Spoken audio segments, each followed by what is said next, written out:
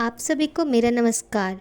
मैं आपके समक्ष लाला श्रीनिवास दास द्वारा रचित हिंदी का सर्वप्रथम मौलिक उपन्यास परीक्षा गुरु उपन्यास लेकर आई हूँ।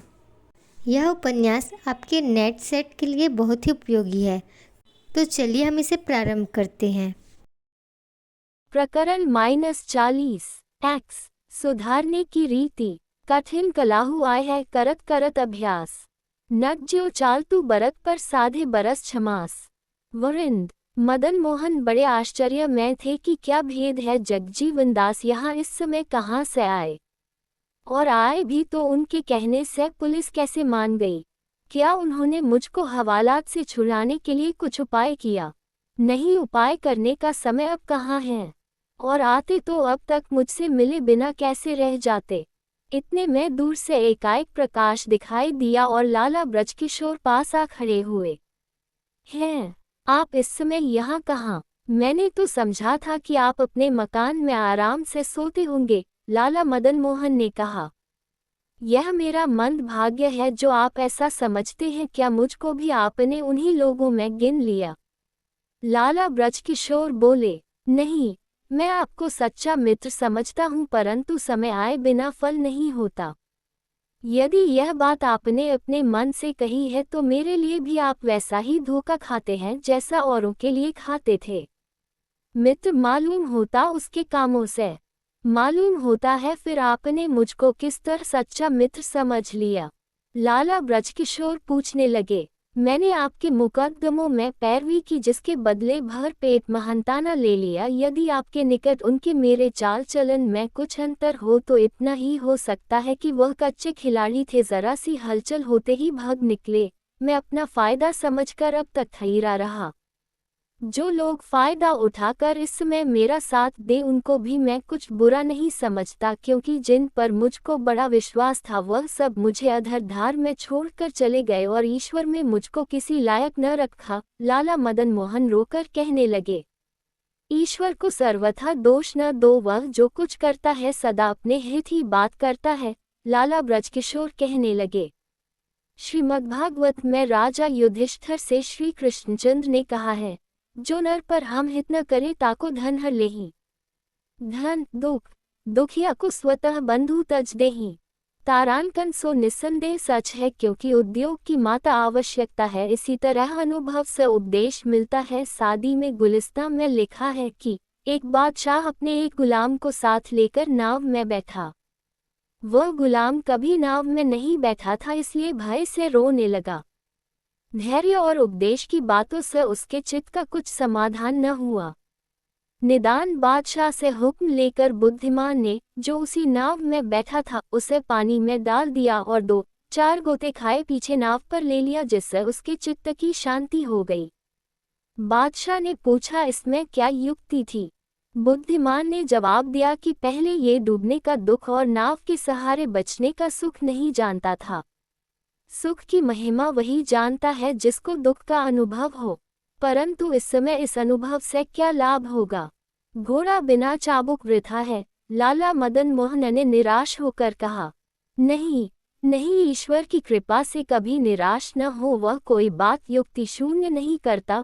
लाला ब्रजकिशोर कहने लगे, मी पार्नेल ने लिखा है कि एक तपस्वी जन्म से वन में रहकर ईश्वराराधन करता था। एक बार धर्मात्माओं को दुखी और पापियों को सुखी देखकर उसके चित्त में ईश्वर के इंसाफ विषय शंका उत्पन्न हुई और वह इस बात का निर्धारण करने के लिए बस्ती की तरफ चला। रास्ते में उसको एक जवान आदमी मिला और ये दोनों साथ साथ चलने लगे। संध्या समय इनको एक ऊंचा महल दिखाई दिया और वहां पहुंचे। जब उसके मालिक ने इन दोनों का हद से ज्यादा सत्कार किया। प्रातःकाल जब ये चलने लगे तो उस जवान में एक सोने गया और एक पुल पर पहुंचकर उस अगुए को भी धक्का दे नदी में डाल दिया। इन बातों से अब तो इस तपस्वी के धिक्कार और क्रोध की कुछ हद न रही। वह उसको दुर्वचन कहा चाहता था। इतने में उस जवान का आकार एकाएक बदल गया। उसके मुख पर सूर्य का सा प्रकाश चमकने लगा और सब लक्षण देवताओं के से दिखाई दिए। वह बोला, मैं परमेश्वर का दूत हूँ और परमेश्वरी तुम्हारी भक्ति से प्रसन्न है, इसलिए परमेश्वर की आज्ञा से मैं तुम्हारा संशय दूर करने आया हूँ। जिस काम में मनुष्य की बुद्धि नहीं पहुँचती उसको वह शून्य समझने लगता है, परंतु यह उसकी केवल मूर्खता है। देखो, ये सब काम तुमको उल्टे मालूम पड़ते होंगे, परंतु इन्हीं से उसके इंसाफ का विचार करो। जिस मनुष्य का प्याला मैंने चुराया वह नामवरी का लालच करके हद से ज्यादा अतिथि सत्कार करता था, और इस रीति से थोड़े दिन में उसके भिखारी हो जाने का भय था। इस काम से उसकी वह उमंग कुछ कम होकर मुनासिब हद आ गई। जिसको मैंने प्याला दिया वह पहले अत्यंत कठोर और निठुर था, इस फायदे से उसको अतिथि सत्कार की रुचि हुई। जिस गृहस्थ का पुत्र मैंने मारा उसको मेरे मारने का वृतांत न मालूम होगा, परंतु वह इन दिनों संतान की प्रीति में फंसकर अपने और कर्तव्य भूलने लगा था। इससे उसकी बुद्धि ठिकाने आ गई। जिस मनुष्य को चैत्र अभी उठाकर नदी में डाल दिया वह आज रात को अपने मालिक की चोरी करके उसे नाश किया चाहता था। इसलिए परमेश्वर के सब कामों पर विश्वास रखो और अपना चित्त सर्वथा निराश न होने दो। मुझको इस समय इस बात से अत्यंत लज्जा आती है कि मैंने आपके पहले हितकारी उपदेशों को वृथा समझकर उन पर कुछ ध्यान नहीं दिया। लाला मदन मोहन ने मन से पछतावा करके कहा, उन सब बातों का खुलासा इतना ही है कि सब पहलू विचार कर हर एक काम करना चाहिए, क्योंकि संसार में स्वार्थ पर विशेष दिखाई देते हैं। लाला ब्रजकिशोर ने कहा, मैं आपके आगे इस समय सच्चे मन से प्रतिज्ञा करता हूँ कि मैं अब कभी स्वार्थ पर मित्रों का मुख नहीं देखूंगा, झूठी ठसक दिखाने का विचार न करूंगा, झूठे पक्षपात को अपने पास न आने दूंगा और अपने सुख के लिए अनुचित मार्ग पर पांव न रखूंगा। लाला मदन मोहन ने बड़ी दृढ़ता से कहा, इस समय आप यह बातें निस्संदेह मन से कहते हैं, परंतु इस तरह प्रतिज्ञा करने वाले बहुत मनुष्य परीक्षा के समय दृढ़ नहीं निकलते। मनुष्य का जातीय स्वभाव आदत बड़ा प्रबल है। तुलसीदास जी ने भगवान से ये प्रार्थना की है, मेरो मन हरेजु हठ न तजे, निषदिन नाथ देव सिख बहुबिद करया स्वभाव निजय, जो युवती अनुभवती प्रसवती दारुण दुख उपजय, वह अनुकूल बिसारी शूष पुनि खलपी थी भजय, लोलुक भ्रमत ग्रह पशु जो जल तह पद त्राण बजय, तत्पि अधम विचरत तेहि मार्ग का बहु न मूलजय, हो हायो कर विविध विधि अतिशय प्रबल अजय, तुलसीदास बस होई तबही जब प्रेरक प्रभु बरजय। आदत को ये सामर्थ्य है कि वह मनुष्य की इच्छा न होने पर भी अपनी इच्छानुसार काम करा लेती है, धोखा देकर मन पर अधिकार कर लेती है।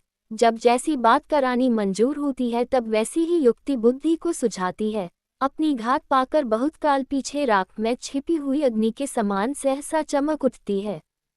मैं गई बीती बातों की याद दिवाकर आपको इससे दुखित नहीं किया चाहता, परंतु आपको याद होगी कि उस समय मेरी ये सब बातें चिकनाई बूंद के समान कुछ असर नहीं करती थीं। इसी तरह ये समय निकल जाएगा तो मैं जानता हूँ कि सब विचार भी वायु की तरह तत्काल पलट जाएंगे। हम लोगों को लखोटिया ज्ञान है, वह आग के पा जाने से पिघल जाता है, परंतु उससे अलग होते ही फिर कठोर हो जाता है। इस दशा में जब इस समय का दुख भूलकर हमारा मन अनुचित सुख भोगने की इच्छा करे तब हमको अपने प्रतिज्ञा के भय से वह काम छिपकर करने पड़े और उनको छिपाने के लिए झूठी ठसक दिखानी पड़े। झूठी ठसक दिखाने के लिए उन्हीं स्वार्थपर मित्रों का जमघट करना पड़े और उन पर स्वार्थपर मित्रों का जमघट करने के लिए वही झूठा पक्षपात करते पड़े, तो क्या आश्चर्य है। लाला ब्रजकिशोर ने कहा, नहीं नहीं, ये कभी नहीं हो सकता। मुझको उन लोगों से इतनी अरुचि हो गई कि मैं वैसी साहूकारी से ऐसी गरीबी को बहुत अच्छी समझता हूँ। क्या अपनी आदत कोई नहीं बदल सकता? लाला मदन मोहन ने जोर देकर पूछा। क्यों नहीं बदल सकता? मनुष्य के चित्त से बढ़कर कोई वस्तु कोमल और कठोर नहीं है। वह अपने चित्त को अभ्यास करके चाहे जितना कम ज्यादा कर सकते हैं। कोमल चित्त मनुष्य कठिन से कठिन समय पड़ने पर उसे झेल लेता है और धीरे धीरे उसका अभ्यासी हो जाता है। इसी तरह जब कोई मनुष्य अपने में किसी बात की पक्की ठान ले और उसका हर वक्त ध्यान बना रखे, उस पर अंत तक दृढ़ रहे, तो वह कठिन कामों को सहज में कर सकता है, परंतु पक्का विचार किए बिना कुछ नहीं हो सकता। लाला ब्रजकिशोर कहने लगे, इटली का प्रसिद्ध कवि पीट्रार्क लोरा नामी एक परस्त्री पर मोहित हो गया, इसलिए वह किसी न किसी बहाने से उसके सन्मुख जाता और अपनी प्रीति भरी दृष्टि उस पर डालता, परंतु उसके पतिव्रतापन से उसके आगे अपनी प्रीति प्रकट नहीं कर सकता था। लोरा ने उसके आकार से उसके भाव समझकर उसको अपने पास से दूर रहने के लिए कहा और पीट्रार्क ने भी अपने चित्त से लोरा की याद भूलने के लिए दूर देश का सफर किया, परंतु लोरा का ध्यान क्षण भर के लिए उसके चित्त से अलग न हुआ। एक तपस्वी ने बहुत अच्छी तरह उसको अपना चित्त अपने बस में रखने के लिए समझाया, परंतु लोरा का एक दृष्टि देखते ही पीट्रार्क के चित्त से वह सब उपदेश हवा में उड़ गए। लोरा की इच्छा ऐसी मालूम होती थी पीट्रार्क उससे प्रीति रखे, परंतु दूर की प्रीति रखे। जब पीट्रार्क का मन कुछ बने लगता तो वह अत्यंत कठोर हो जाती है, परंतु जब उसको उदास और निराश देखती तब कुछ कृपा दृष्टि करके उसका चित्त बढ़ा देती। इस तरह अपने पतिव्रत में किसी तरह का धब्बा लगाए बिना लोरा ने 20 वर्ष निकाल दिए। पीट्रार्क वेरोना शहर में था। उस समय एक दिन लोरा उसे स्वप्न में दिखाई दी और बड़े प्रेमी से बोली कि आज मैंने इस असार संसार को छोड़ दिया। एक निर्दोष मनुष्य को संसार छोड़ती बार सच्चा सुख मिलता है और मैं ईश्वर की कृपा से उस सुख का अनुभव करती हूँ, परंतु मुझको केवल तेरे वियोग का दुख है।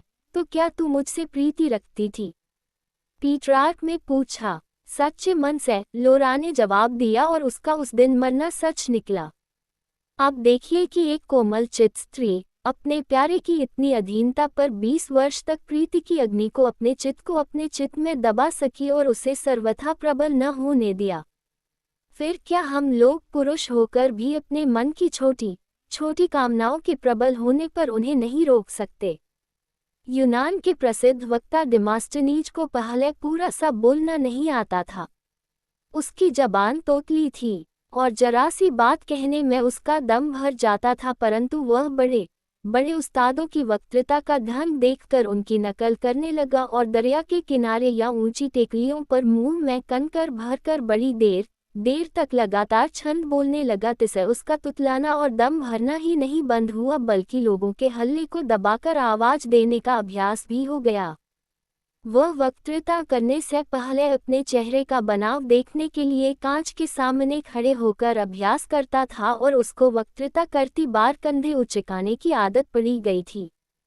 इससे वह अभ्यास के समय 2 नोकदार हथियार अपने कंधों से जरा ऊंचे लटकाए रखता था कि उनके डर से कंधे न उचकाने पाए।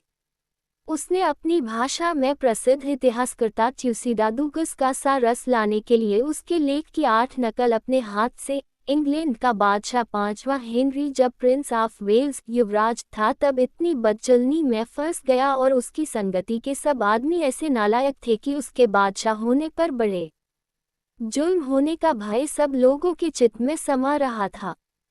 जिस समय इंग्लैंड के चीफ जस्टिस गास्कोइन ने उसके अपराध पर उसे कैद किया तो खास उसके पिता ने इस बात से अपनी प्रसन्नता प्रकट की थी, शायद इस रीति से वह कुछ सुधरे। परंतु जब वह शाहजादा बादशाह हुआ और राज का भार उसके सिर आ पड़ा तो उसने अपनी सब रीति भांति एकाएक ऐसी बदल डाली कि इतिहास में वह एक बड़ा प्रामाणिक और बुद्धिमान बादशाह समझा गया।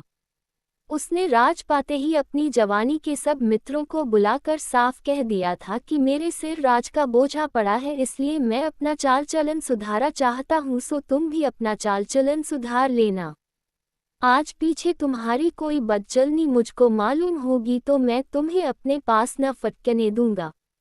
उससे पीछे हेनरी में बड़े योग्य, धर्मात्मा, अनुभवी, बुद्धिमान आदमियों की एक काउंसिल बनाए और इंसाफ की अदालतों में से सादिग्ध मनुष्यों को दूर करके उनकी जगह बड़े ईमानदार आदमी नियत किए।